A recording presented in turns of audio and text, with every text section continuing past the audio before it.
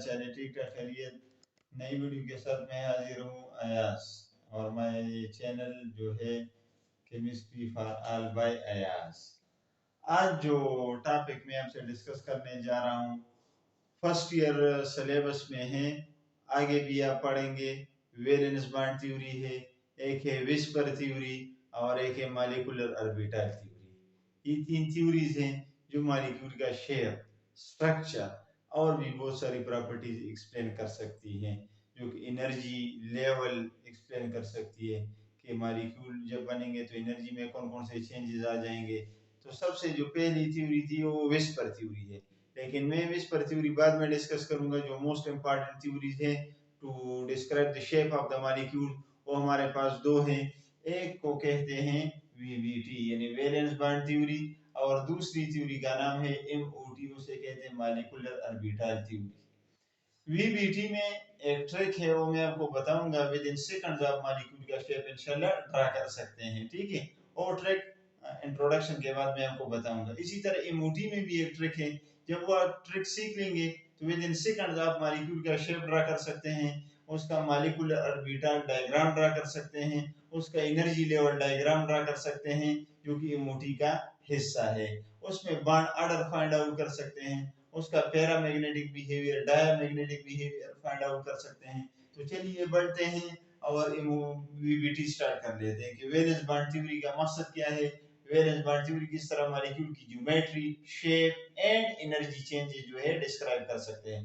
जिस तरह नाम से जाहिर है वीबीटी वैलेंस बॉन्ड थ्योरी कि वैलेंस शेल में जो इलेक्ट्रॉन है वो बॉन्डिंग में हिस्सा लेंगे, यानी valence shell outermost shell में जो इलेक्ट्रॉन है वही बॉन्डिंग में हिस्सा लेंगे।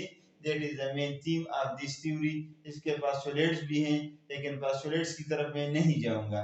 मैं आपको वीबीटी का मेन थीम समझाऊंगा। इसके अंदर जो टॉपिक है, इसकी जो एप्लीकेशंस में आता है हाइब्रिडाइजेशन, कि मॉलिक्यूल के अंदर हाइब्रिडाइजेशन किस तरह होता है, किस तरह हाइब्रिड ऑर्बिटल्स बनते हैं और हाइब्रिड ऑर्बिटल का मकसद क्या है। तो सबसे पहले मैं आपको बताऊंगा एटम से मॉलिक्यूल का बनना, सिंपल से कॉम्प्लेक्स की तरफ जाएंगे। तो चलिए बढ़ते हैं। मैं लिखता हूं दो एटम, मैंने लिख दिया हाइड्रोजन एटम एक दूसरे हाइड्रोजन एटम के साथ मिलता है, क्या बनाएगा मेरी जान, हाइड्रोजन का molecule will be formed. Okay, तो इस तरह आप इसमें ये बॉन्ड ड्रा कर सकते हैं कि हाइड्रोजन के मॉलिक्यूल में single covalent bond has been formed. Now we will discuss the valence shell electronic configuration in this theory. मैं लिखता हूँ इसका जो इलेक्ट्रॉन है वो कौन से ऑर्बिटल में है, एटॉमिक ऑर्बिटल में है। तो मैं लिखता हूँ एटॉमिक ऑर्बिटल। ऑर्बिटल क्या है, orbital the space around the nucleus where the probability of finding electron is maximum, जहां पर इलेक्ट्रॉन ज्यादा स्टे करता है, जहां पर इलेक्ट्रॉन के फाइंडिंग ज्यादा होगा, जहां पर इलेक्ट्रॉन की प्रोबेबिलिटी ज्यादा होगी, तो उसे हम कहते हैं क्या, ऑर्बिटल्स। तो एटम के अंदर जो ऑर्बिटल है उनको हम कहते हैं एटॉमिक ऑर्बिटल, और एटॉमिक ऑर्बिटल को हम ए ओ से रिप्रेजेंट करेंगे, ठीक है मेरी जान। इसी तरह इस एटम का भी एक ऑर्बिटल होगा, इसको भी मैं ए ओ से रिप्रेजेंट करता हूं। अब एटम्स आपस में मिलेंगे, मॉलिक्यूल्स बनाएंगे। तो एटम्स के अंदर जो ऑर्बिटल्स हैं वो एटॉमिक ऑर्बिटल्स होंगे। तो एटॉमिक ऑर्बिटल जब आपस में मिल जाएंगे तो क्या बनाएंगे मेरी जान, मॉलिक्यूलर ऑर्बिटल्स बनाएंगे, उनको हम एमओ कहते हैं। सिंपल क्या है, atom combine to form molecule. अब इस एटम का इलेक्ट्रॉनिक कॉन्फ़िगरेशन अगर मैं लिखूंगा तो I will write 1s1, 1s1 में लिखूंगा। दूसरे एटम का अगर मैं इलेक्ट्रॉनिक कॉन्फ़िगरेशन लिखना चाहूंगा तो उसके लिए भी मैं लिखूंगा 1s1। तो अब ये इस ऑर्बिटल आपस में मिक्स हो जाएंगे और ये मॉलिक्यूलर ऑर्बिटल बन जाएगा। तो हमारे पास चार किस्म के ऑर्बिटल्स हैं, एक इस ऑर्बिटल है, एक p है, एक d है और एक एफ है। तो अभी उसकी तरफ बढ़ते हैं। तो आहिस्ता आहिस्ता से आपको इस थ्योरी की समझ आ जाएगी जब हम उस ट्रिक की तरफ चलेंगे और वो ट्रिक आप सीखेंगे तो फिर विद इन सेकंड जो है आपको पता चलेगा कि ये किस तरह वीबीटी मॉलिक्यूल के शेप को एक्सप्लेन कर सकती है। ठीक है, तो अभी मैं आपको बताऊंगा ऑर्बिटल के बारे में। जिस तरह मैंने आपको बता दिया कि एक हमारे पास होता है जिस तरह सब शेल है, एक है हमारे पास एस ऑर्बिटल, ठीक है, एक यहाँ पर मैं लिखता हूँ पी ऑर्बिटल मैंने लिख दिया, और एक मैं यहाँ पर लिखूंगा डी ऑर्बिटल, दूसरा मैं लिखूंगा एफ ऑर्बिटल। 4 ऑर्बिटल मैंने लिख दिए। अब अगर हम इसकी शेप की तरफ बढ़ना चाहते हैं तो मैं इस ऑर्बिटल का अगर शेप ड्रा करना चाहता हूं तो मैं किस तरह इसका शेप ड्रा करूंगा। तो इसका जो शेप है वो है स्फेरिकल। अब पी ऑर्बिटल की तरफ मैं बढ़ना चाहता हूं, इसका अगर शेप मैं ड्रा करना चाहता हूं तो इसका शेप इस तरह डम्बेल, इसे कहते हैं डम्बेल, डम्बेल शेप है। अगर डी ऑर्बिटल की तरफ बढ़ना चाहता हूं तो इसका शेप मैं ड्रा करूंगा तो ये डबल डम्बेल है, इसी तरह शेप है डी ऑर्बिटल का। ओके, और ये जो शेप है इसे हम कहते हैं कॉम्प्लेक्स शेप। कॉम्प्लेक्स का मतलब है जिसका एग्जिस्टेंस नहीं है, जो हम ड्रा नहीं कर सकते, वो कॉम्प्लेक्स। तो इसी तरह अब आप देखें इस ऑर्बिटल और पी ऑर्बिटल, इस पी डी एंड एफ, इनकी एनर्जी एक दूसरे से डिफरेंट है। क्यों? क्योंकि इस ऑर्बिटल न्यूक्लियस के करीब है तो इसकी एनर्जी कम होगी। एफ ऑर्बिटल न्यूक्लियस से दूर है, ज्यादा डिस्टेंस पे है, ज्यादा हाइट पे है, तो जब ज्यादा हाइट पे जाएंगे तो पोटेंशियल एनर्जी ज्यादा होगी कि नहीं होगी। तो इस ऑर्बिटल की एनर्जी कम है, फिर P की ज्यादा है, फिर D की ज्यादा है, फिर F की ज्यादा है। तो एनर्जी लेवल में अगर आप लिखना चाहते हैं तो इस ऑर्बिटल की एनर्जी कम है as compare to P orbital, P orbital की एनर्जी कम है as compare to D orbital, और D ऑर्बिटल की एनर्जी कम है as compare to F orbital. तो अभी आप देखें चारों ऑर्बिटल्स की एनर्जी एक दूसरे से डिफरेंट है। ठीक है ना, जो ऑर्बिटल और जो इलेक्ट्रॉन न्यूक्लियस के करीब होगा, न्यूक्लियस और उसके दरमियान डिस्टेंस कम होगा, तो उनकी पोटेंशियल एनर्जी कम होगी। जो ही जब ज्यादा हाइट पे जाएंगे, ज्यादा हाइट पे अगर मैं खड़ा हूं तो मेरी पोटेंशियल एनर्जी ज्यादा होगी। अगर मैं नीचे आऊंगा, छलांग लगाऊंगा तो मुझे ज्यादा चोट पहुंचेगी। अगर कम हाइट पे मैं खड़ा हूं, वहां से मैं नीचे आता हूं, छलांग लगाता हूं, जंपिंग करता हूं, तो मुझे कम चोट लगेगी। तो उसकी पोटेंशियल एनर्जी कम है, ज्यादा हाइट पे पोटेंशियल एनर्जी ज्यादा होगी। तो एफ ऑर्बिटल भी न्यूक्लियस से दूर है तो इसकी पोटेंशियल एनर्जी ज्यादा होगी। इस ऑर्बिटल न्यूक्लियस के करीब है तो इसकी पोटेंशियल एनर्जी कम होगी। जिस तरह इलेक्ट्रॉनिक कॉन्फ़िगरेशन में हम क्या लिखते हैं, 1:2 और 2:2 और फिर 2p और फिर 3d का नंबर आता है, तो भी एनर्जी पे हम देते हैं। अब शेप भी एक दूसरे से डिफरेंट है, एनर्जी भी डिफरेंट है। हाइब्रिड का नाम अगर आप लोगों ने सुना है, हम कहते हैं यार हाइब्रिड सीड बन गया, हाइब्रिड वाटरमेलन है, हाइब्रिड मैंगोज आ गए, हाइब्रिड वेजिटेबल्स आ गए, हाइब्रिड मोटर कार्स आ चुके हैं। तो हाइब्रिड क्या है? दो चीजों के मिक्सिंग से एक नई चीज वजूद में आना, उसे कहते हैं हाइब्रिड ऑर्बिटल।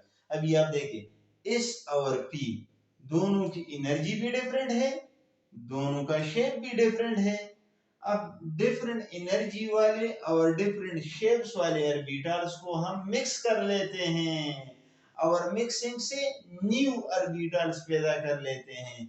जो न्यू ऑर्बिटल्स पैदा होंगे उनको हम कहेंगे मॉलिक्यूलर ऑर्बिटल्स, और जो ओल्ड ऑर्बिटल्स है उनको हम कहेंगे एटॉमिक ऑर्बिटल्स। तो वीबीटी में मेन थीम है हाइब्रिडाइजेशन का, इसलिए मैंने ये शेप और एनर्जी पर आपके साथ ज्यादा डिस्कशन की है कि भाई एनर्जी डिफरेंट होगी, शेप भी डिफरेंट होगा बिफोर मिक्सिंग।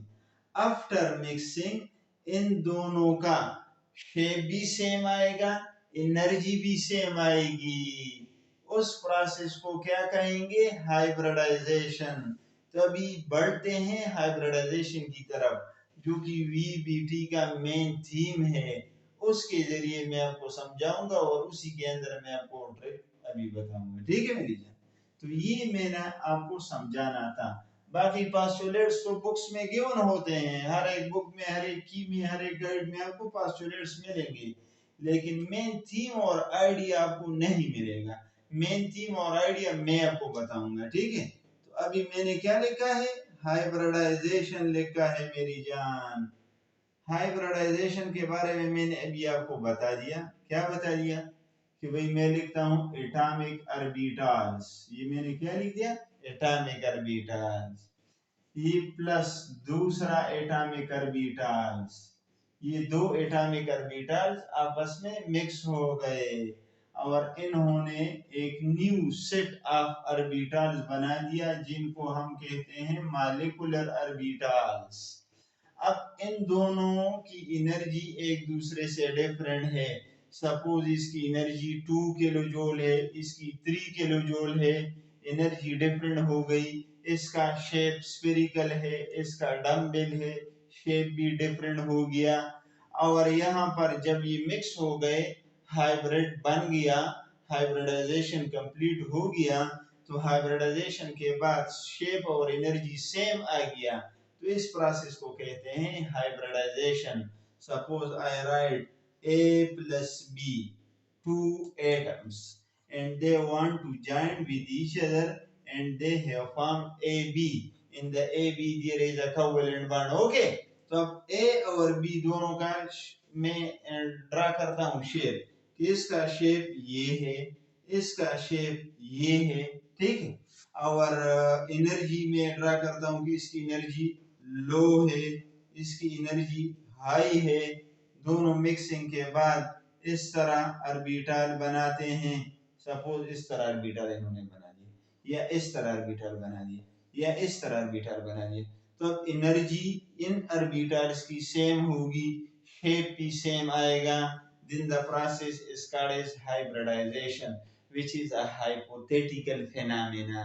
और ये हाइपोथेटिकल फिनोमेना कब हम स्टडी करेंगे मेरी जान, ये हाइपोथेटिकल फिनोमेना हमेशा सेंट्रल एटम में हम स्टडी करेंगे। सेंट्रल एटम में, अटैच एटम में हर स्टडी नहीं करेंगे, ठीक है मेरी जान। किस फिनोमेना कहां पर स्टडी करेंगे, सेंट्रल एटम में स्टडी करेंगे, सेंट्रल एटम में स्टडी करेंगे, ठीक। अब गौर से देखिए, हाइब्रिडाइजेशन के लिए मैं आपको एक फार्मूला लिखता हूं। मैं लिखता हूं A is equal to x plus E. ये फार्मूला सिर्फ s और p ऑर्बिटल्स के लिए है, s और p ऑर्बिटल, d इसमें नहीं आएगा, d के लिए एक और फार्मूला है। A का नाम क्या है, मैं लिखता हूं A को कहता हूं type of hybridisation, type of hybridisation मैंने लिख दिया, ठीक है मेरी जान। x का मतलब है number of atoms, number of atoms attach to central atom, ठीक है मेरी जान, number of atoms attach to central atoms. E का मतलब क्या है, number of lone pairs, number of lone pairs to central atom, central atom के साथ कितने लोन पेयर हैं। ये फार्मूला अब डिफरेंट मॉलिक्यूल्स पे अप्लाई करेंगे, विद इन सेकंड्स मुझे पता चलेगा कि उस कंपाउंड के सेंट्रल एटम की मैं बात कर रहा हूं, उस कंपाउंड के सेंट्रल एटम में कौन सा हाइब्रिडाइजेशन है। फिर उसके बाद बॉन्ड बनेगा, हाइब्रिडाइजेशन में बॉन्ड हरगिज नहीं बनेगा, हाइब्रिडाइजेशन में ऑर्बिटल का मिक्सिंग होगा, मिक्सिंग के बाद ओवरलैपिंग होगा, ओवरलैपिंग में बॉन्ड बनेगा, ठीक है मेरी जान। अब चलिए बढ़ते हैं, और ये फार्मूला हम अप्लाई करते हैं डिफरेंट स्पीशीज पे, डिफरेंट मॉलिक्यूल्स पे। अब यहाँ पर मैं आपके लिए मुख्तलिफ स्पीशीज ड्रा करता हूँ। मैं लिखता हूँ, ये मैंने लिख दिया क्या, CH4 लिख दिया, और इस कंपाउंड का नाम मीथेन है या नहीं है। दरमियान वाला जिस पे मैंने स्टार लगाया है, ये सेंट्रल एटम है, कार्बन है या नहीं है। तो कार्बन कितने एटम्स के साथ अटैच, 1 2 3 4, तो मैं लिखूंगा 4 प्लस फार्मूला क्या कहता है, number of atoms attach to the central atom, central atom के साथ कितने एटम्स अटैच है, 4। फिर कहता है कि लोन पेयर इसके साथ कितने हैं, तो लोन पेयर तो इसके साथ नहीं है क्योंकि तो ग्रुप नंबर 4 में है, और इसके आखिरी शेल में 4 इलेक्ट्रॉन है और चारों के चारों शेयर हो चुके हैं, तो लोन पेयर इसके साथ 0 है। तो आंसर क्या आएगा, 4 आ गया कि नहीं आ गया।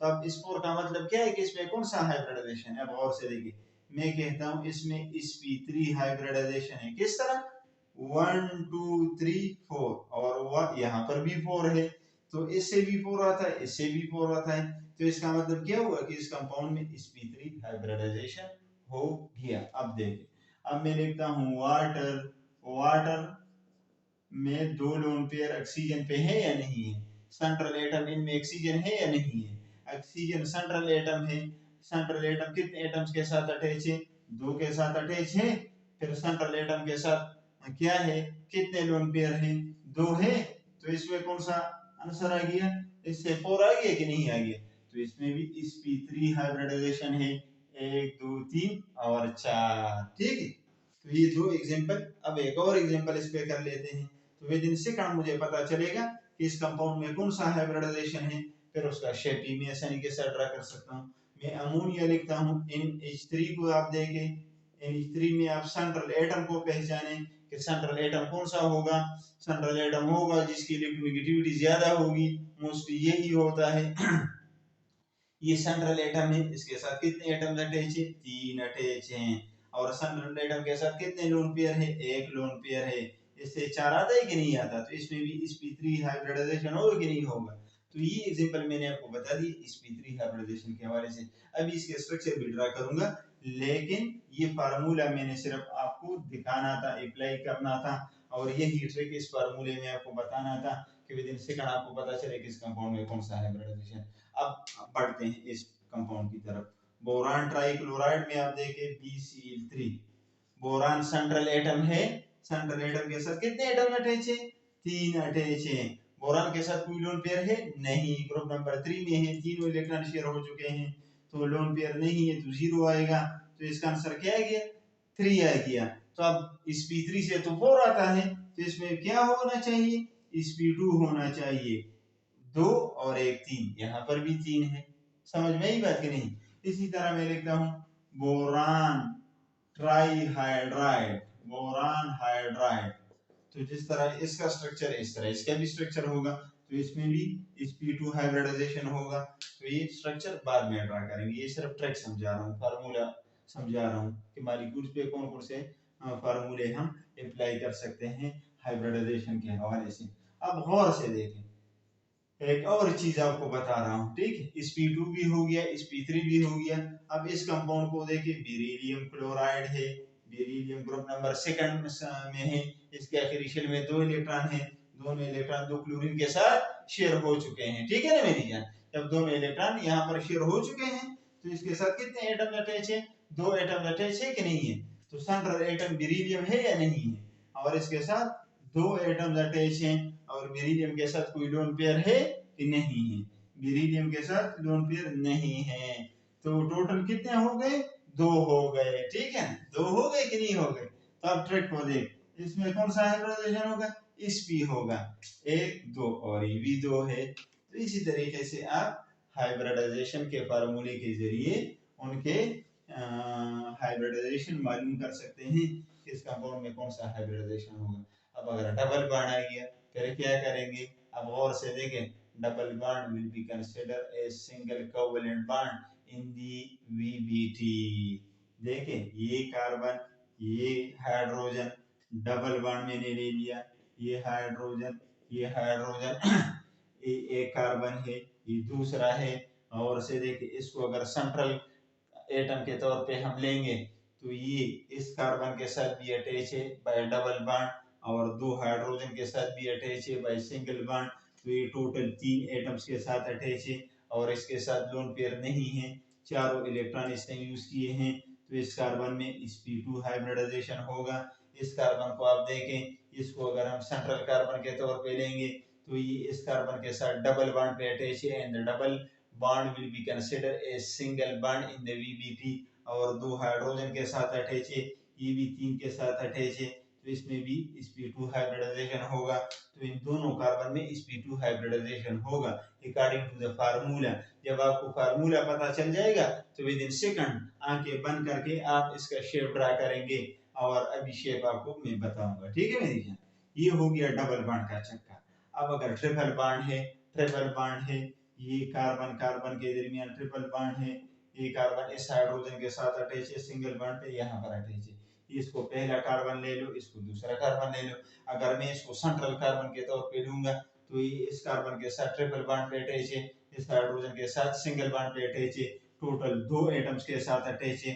Triple bond will be considered a single bond in the VBT in the valence bond theory. अगर इस कार्बन को मैं सेंट्रल एटम के तौर पे लूंगा तो ये इस कार्बन के साथ अटैच है ट्रिपल बॉन्ड पे, और इस हाइड्रोजन के साथ अटैच है सिंगल बॉन्ड पे, तो ये टोटल 2 एटम्स के साथ अटैच है। तो 2 एटम्स के साथ अटैच है तो इसमें क्या होगा, 1 2 sp हाइब्रिडाइजेशन, इसमें क्या होगा, sp हाइब्रिडाइजेशन। तो ये चक्कर आ गया, ट्रिपल बॉन्ड भी मैंने समझा दिया, डबल बॉन्ड भी मैंने समझा दिया। अब ड्रा करते हैं विद इन सेकंड इसका शेप कि अभी मैं C4 से बात स्टार्ट कर लेता हूँ। अभी मैंने क्या बता दिया, ये तो बॉन्ड, ठीक है मेरी, ये CH4 है। कार्बन में कौन सा हाइब्रिडाइजेशन है, अभी मैंने आपको बता दिया sp3 हाइब्रिडाइजेशन है।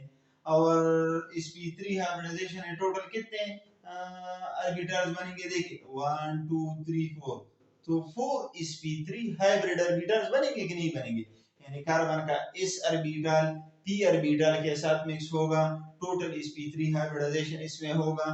टोटल 4 है तो यहाँ पर मैंने 4 लगा लिया, तो अब यहाँ पर कार्बन लगाए, एक sp3 हाइब्रिड ऑर्बिटल हो गया, उसमें एक इलेक्ट्रॉन होगा, दूसरा sp3 आ गया, उसमें एक इलेक्ट्रॉन होगा, 4 है, तीसरा sp3 आ गया, उसमें एक इलेक्ट्रॉन होगा, चौथा sp3 आ गया, उसमें एक इलेक्ट्रॉन है। ये तो कार्बन के हाइब्रिडाइजेशन कंप्लीट हो गया, हर एक ऑर्बिटल में सिंगल सिंगल इलेक्ट्रॉन आ गया, हाफ फिल्ड ऑर्बिटल आ गया। अब हाइड्रोजन तो अपनी जगह पर बाकी है, उसका तो मैंने सोचा भी नहीं, ड्रा भी तक नहीं किया। तो अब बढ़ते हैं हाइड्रोजन की तरफ। तो मैं हाइड्रोजन का इलेक्ट्रॉनिक कॉन्फ़िगरेशन करता हूँ 1s1। हाइड्रोजन कितने हैं, 4 हैं, और हाइड्रोजन का जो ऑर्बिटल है उसका शेप क्या है, स्फेरिकल है, और हर एक ऑर्बिटल में एक एक इलेक्ट्रॉन है या नहीं।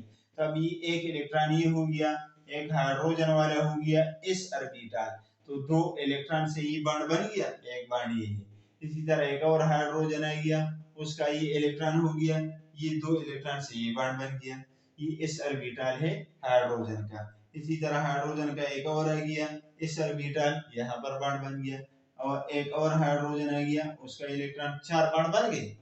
तो अब यहाँ पर ओवरलैपिंग हुआ है, इस ओवरलैपिंग को कहते हैं क्या, head to head overlapping, linear overlapping. 2 electron से बॉन्ड बना है, यहाँ पर बॉन्ड बना है, यहाँ पर बना है, यहाँ पर बना है, यहाँ पर बना है, जो यहाँ पर 4 बॉन्ड है वो इस तरीके से बनते हैं।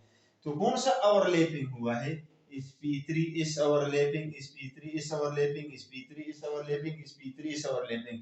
तो इसी तरीके से आप शेप ड्रा कर सकते हैं मेरी जान। एनर्जी का भी मैंने इसमें आपको बता दिया कि इस ऑर्बिटल की एनर्जी कम है, p की ज्यादा है, ठीक है। तो इसी तरीके से विद इन सेकंड, एक तो है बहुत लंबा चौड़ा प्रोसेस, वो करेंगे उस पे 1 घंटा लगेगा कि ग्राउंड स्टेट है फिर एक्साइटेड स्टेट है, उस तरीके से भी आप सकते हैं, और विद इन सेकंड भी आप ड्रा कर सकते हैं, ठीक है मेरी जान। तो इसी तरीके से आप वीबीटी में शेप ड्रा कर सकते हैं विद इन सेकंड। अब वाटर की तरफ चलते हैं, देखिए ये है वाटर, और ये हाइड्रोजन है, और ये 2 इलेक्ट्रॉन है। अभी मैंने आपको क्या बता दिया कि सेंट्रल एटम में हाइब्रिडाइजेशन लेंगे, ठीक है, बॉन्ड की तरफ अभी मैं नहीं जा रहा हूँ, मैं हाइब्रिडाइजेशन की तरफ जा रहा हूँ। 2 लोन पेयर, 2 हाइड्रोजन, तो इसमें sp3 होगा, 1 2 3 4, तो 4 टोटल 4 sp3 हाइब्रिड ऑर्बिटल बनाएंगे। तो यहाँ पर ऑक्सीजन लगाओ, जब ऑक्सीजन आप लगाएंगे तो ऑक्सीजन में कौन सा हाइब्रिडाइजेशन है, sp3 है, और टोटल 4 sp3 बनेंगे। तो एक यहाँ पर लगाओ, एक यहाँ पर लगाओ, 2 हो गए, एक यहाँ पर लगाओ, 3 हो गए, एक यहाँ पर लगाओ, 4 हो गया, sp3 हो गया, sp3 हो गया, sp3 हो गया, ये sp3 है। ये लोन पेयर आपको नजर आ रहे हैं, यहाँ पर मैं शो करूंगा, ये लोन पेयर आपको नजर आ रहे हैं, यहाँ पर मैं शो करूंगा। अगर ऑर्बिटल कंप्लीट है तो बॉन्डिंग में हिस्सा नहीं देगा, अगर ऑर्बिटल कंप्लीट है तो बॉन्डिंग में हिस्सा नहीं देगा, और एक ऑर्बिटल में टोटल 2 इलेक्ट्रॉन आ सकते हैं। यहाँ पर तो सिंगल इलेक्ट्रॉन है, यहाँ पर सिंगल इलेक्ट्रॉन है, जो इस ऑक्सीजन का ये इलेक्ट्रॉन है, जो इस ऑक्सीजन का इलेक्ट्रॉन, ये सिंगल इलेक्ट्रॉन, ये दूसरा हाइड्रोजन का, ये दूसरा हाइड्रोजन का।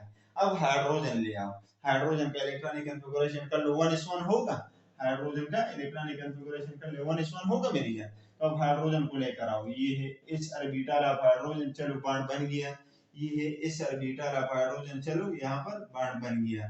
तो ये दो, एक बाणी जो यहाँ पर रिप्रेजेंट होंगे। तो इसी तरीके से आप वीबीटी के जरिए मॉलिक्यूल का मुख्तलिफ शेप ड्रा कर सकते हैं। डिटेल से भी इस पे मैं एक वीडियो बनाऊंगा और उसमें मैं ground state, excited state draw करूंगा।